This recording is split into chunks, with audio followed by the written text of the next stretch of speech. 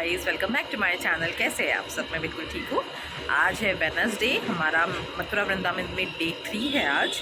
और आज हम चेकआउट करेंगे यहाँ से और जाएंगे मथुरा टू आगरा। और आगरा में जाके ताजमहल देखेंगे, आगरा फोर्ट देखेंगे और बैक टू हमारी शाम को नागपुर के लिए ट्रेन है, तो दिन भर एक्सप्लोर करेंगे आगरा को। चलिए मेरे साथ। हमने चेकआउट कर लिया है और चल पड़े अब हम आगरा की ओर। ये हमारी गाड़ी, अब हम इससे निकलेंगे आगरा। ये हमने एंटर कर लिया है अभी आगरा सिटी में। अब हम जाने लगे हैं ताजमहल देखने। मैंने वो जगह का नाम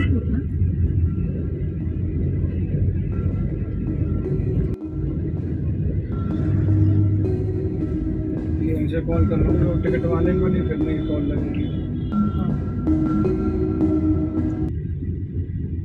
मैंने अब एंटर कर लिया है ताजमहल के एंट्रेंस में। अब बाय गाइड आपको पूरा बताती हूँ कि कैसा है ताजमहल की हिस्ट्री, सब चीज़।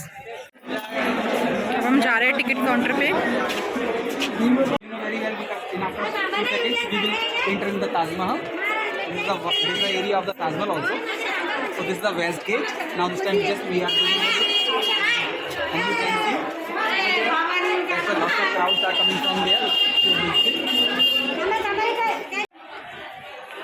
हाँ भैया, थोड़ा ताजमहल था, दिलचस्प नहीं है, बताइए। ताजमहल में आप लोगों का स्वागत है, क्योंकि भी हम लोग ताजमहल के अंदर आ चुके हैं। जो आप देख रहे हैं कि इधर ताजमहल के सामने देख रहे हैं आप, कहा जाता है कि यहाँ पर 200 कमरे बने हुए हैं। ये कहा जाता है कि जो पर्शियन लेबर थी, जो पर्शिया से आई थी, वो इन कमरों के अंदर रहा करती थी, क्योंकि ताजमहल को जो बनाने में 20,000 कारीगर थे, उन्होंने यहाँ पर काम किया। और अंदर जैसे कि आप अभी हम वहाँ चलेंगे तो उसके बाद आपको वहाँ पर एक्सप्लेन करूँगा। ओके।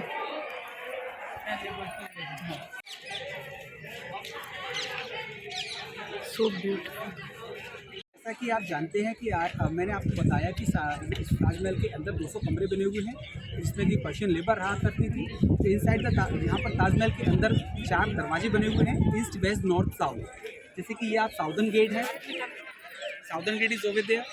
वहाँ पर ईस्टर्न गेट है, वेस्टर्न गेट हमने यूज़ करा है, and that is the most important gate, the royal gate. Royal gate north part है आपका। जो गेट की हाइट है वो 35 मीटर है, 105 फीट है। और आप देख सकते हैं on the top of the gate यहाँ पर 22 डोम बने हुए हैं। पर यहाँ से आप देखेंगे तो सिर्फ 11 ही दिखेंगे।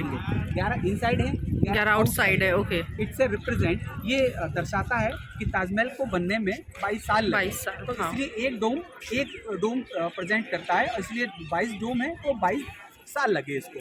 आप देख रहे हैं who built the Taj Mahal, so they were Muslim. They came from Uzbekistan also. देखो Babar was the first Mughal emperor, came from Uzbekistan. तो बाबर है उज्बेकिस्तान से आया।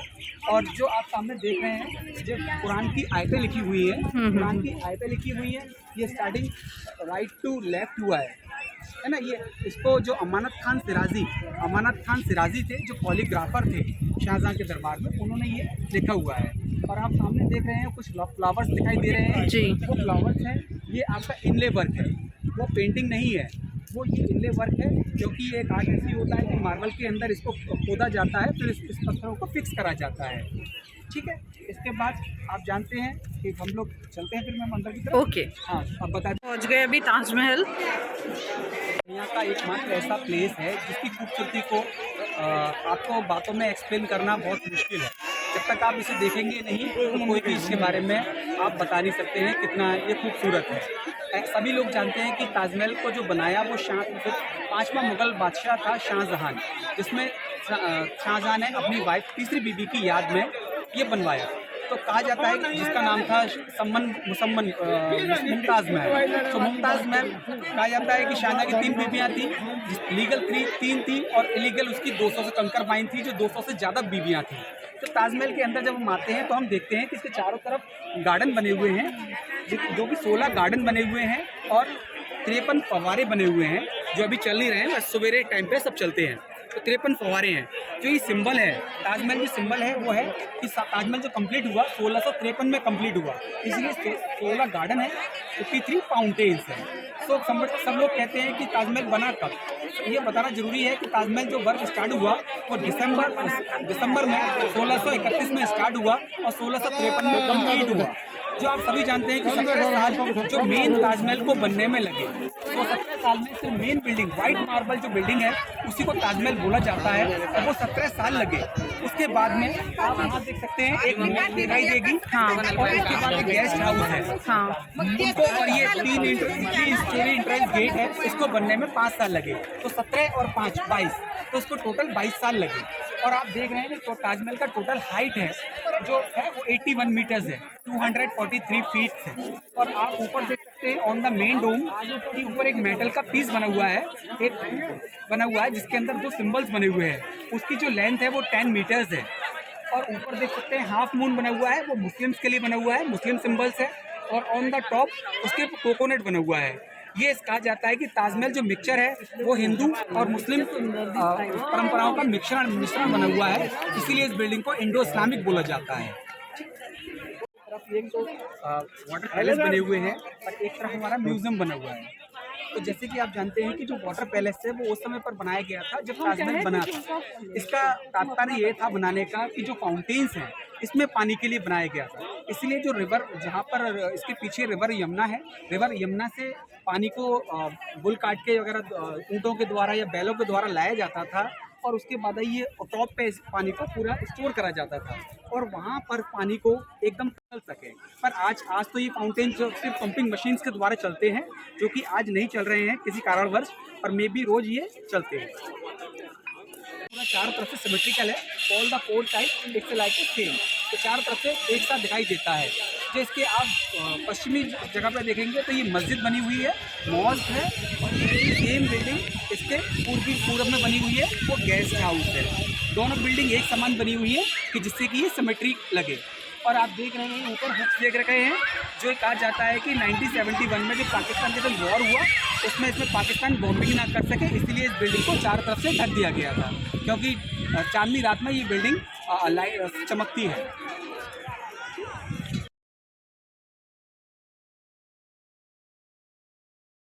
देख रहे हैं कि ये जो यमुना रिवर है, यमुना रिवर को बोला जाता है कि ये शनि देव हैं, जो गॉड हैं, उनकी बहन है यमुनोत्री।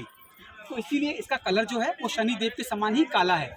इसलिए कुछ लोग बोलते हैं कि काली रिवर है, गंदगी है, पर ये रिवर का कलर ही काला है, इसलिए यमुनोत्री है।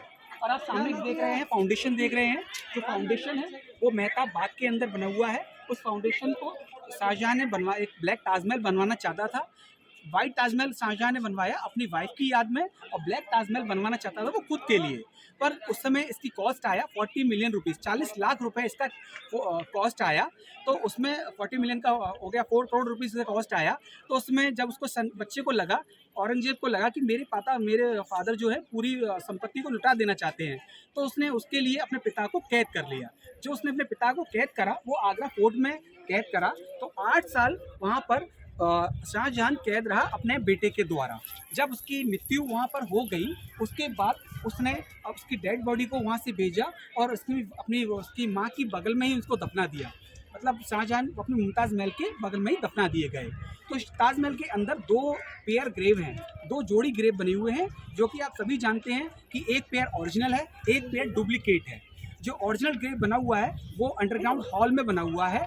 उसका एक रीज़न है, अकॉर्डिंग टू इस्लाम कुछ लोग बोलते हैं कि कोई भी मुस्लिम किसी कब्र के ऊपर पैर नहीं रख सकता है, इसीलिए उसने सेम उसी आकार का ग्रेव ऊपर बनवाया, जिससे कि चारों तरफ उसके हम जा सके। और ओरिजिनल नीचे है। ओरिजिनल की पहचान यही है कि वो प्लेन होता है, और ये डेकोरेटेड है, वो डुप्लीकेट है।